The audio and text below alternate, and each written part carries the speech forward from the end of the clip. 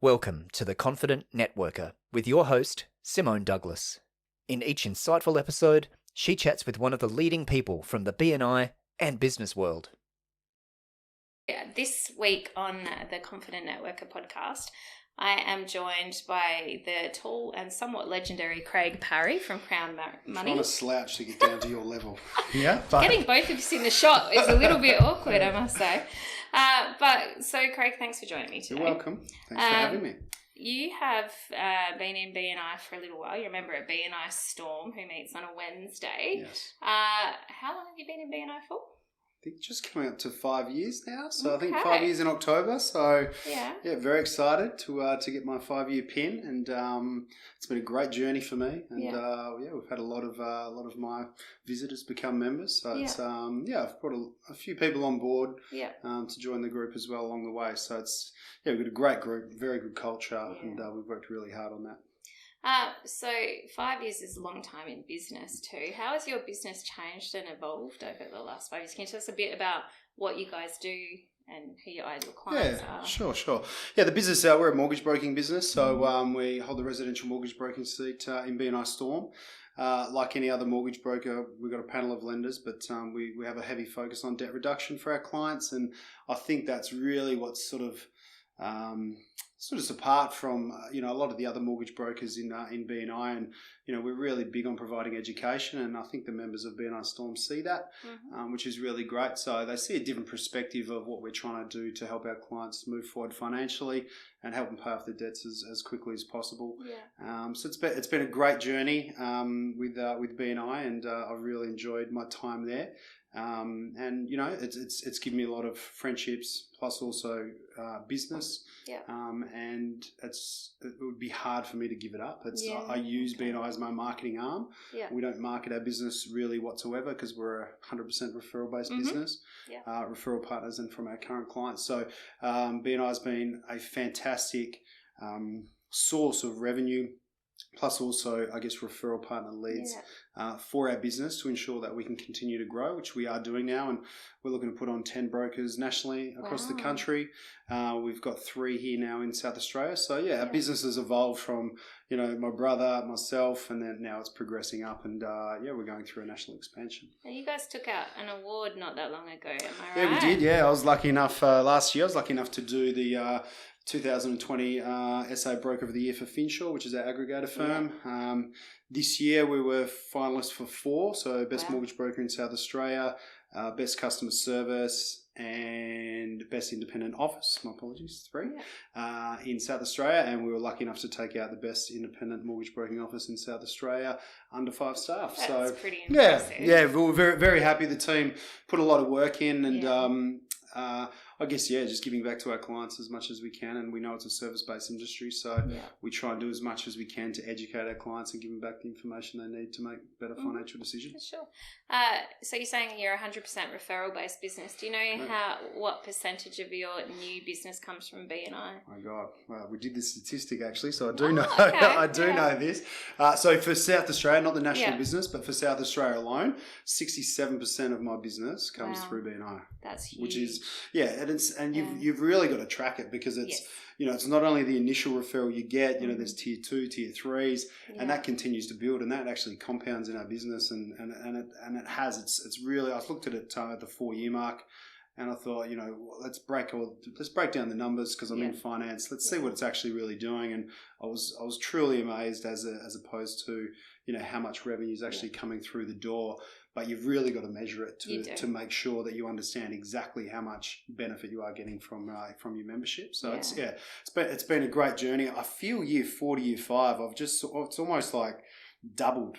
Which is crazy. So I think the longer you stay in there, the more committed you are. You've really solidified those relationships with your members. You've got new members coming in. The membership base is growing as well. And I just feel from year 4 to year 5, I've really sort of doubled what I used to be doing. And it's really working quite well. So. Do you think too part of that is that you so understand the system and how to make it work for you at that point? Yeah. I think you over time you understand the BNI policies, procedures, and how to get, I guess, the most out of it. There's a lot of education.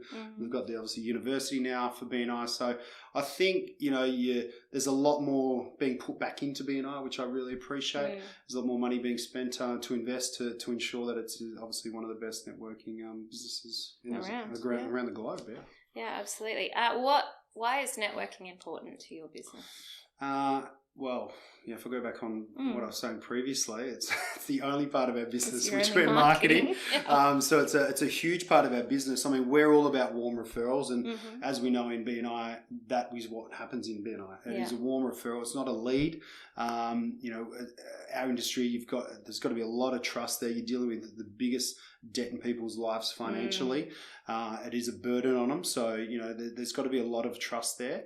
So I feel, marketing is really a key to our business because we're not marketing out there in the marketplace. So BNI sort of fills that void and really, provides the marketing that we need. And again, they're consistent referrals that come through and they're warm leads, right? They're trusted leads. Yeah. Most leads that I get from BNI, the deal is pretty much done because the trust is there. Yeah. They've understand that I've potentially helped their clients or family and friends before. Absolutely. What's the best piece of networking advice you've ever been given?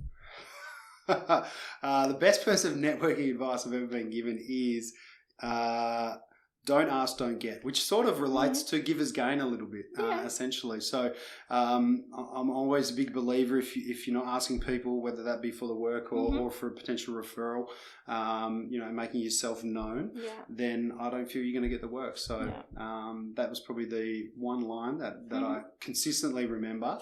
Cool. It's good advice. Yeah, correct. Yeah, because if you don't say anything, if you're not going to ask, then you're not going to get the work. So. I always ask for what I want, and most of the time you get it. That's right. That's great. And even when I don't, I get half of it sometimes. So it's like, wow. Yeah. So what has been the best introduction or referral that you've received, or the most surprising source of an introduction? Yeah, it was actually from a I get a lot of business from visitors, which is, I mean, I know we talk about in BNI that, visitors do bring value to the group, which they do. Yeah. And one of the visitors that came in, and BNI just wasn't for him. He wasn't an early morning person. I said, there's afternoon meetings, so still trying to obviously get him involved. But he came to one of our meetings about 3 years ago. He's been a client of mine ever since, but. What he's been able to do to introduce me to his networks, which he had a huge amount of networks, has just been over the top. So I really looked after him, overserviced him as a client, and he's in turn then been able to introduce me to a whole network of people which have also consistently given me business. Yeah. So that one visitor that came that I spent some time with, he obviously, I think my 60 seconds hit home to him because it was probably more about education. Yeah. Has now turned into, many, many hundreds of clients, which is amazing. That's fantastic. All from a visitor. Yeah. You raise another good point though. Not every visitor joins a chapter. And we don't expect them to. Not at all. Why do you enjoy having visitors come in the room, outside of the fact that potentially there might be work, but what are the other reasons that you enjoy having visitors come see the chapter? Visitors add a certain level of energy to the room. Yeah. We've had 70 visitors in a room at one point in time. We've had 3 visitors in a room at one point in time, and you can just really sort of see the energy difference. It's a much more vibrant meeting.